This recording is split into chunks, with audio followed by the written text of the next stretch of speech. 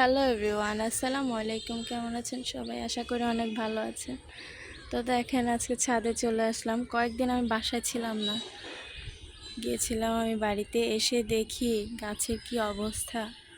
আমি নেই আর আমার গাছগুলোর যে এরকম অবস্থা হবে, আমার মনটাই খারাপ হয়ে গেছে। দেখেন, এখানে একটা গাছ ছিল, গাছটা একটু মরে গেছে। এখানে জবা ফুল গাছে জবা ফুল নেই, একটা আছে। বৃষ্টি, এত বেশি বৃষ্টি হচ্ছে, গাছ সব নষ্ট হয়ে যাচ্ছে, পানি জমেছিল। আর এখানে আমি কয়েকটা কলমি শাকের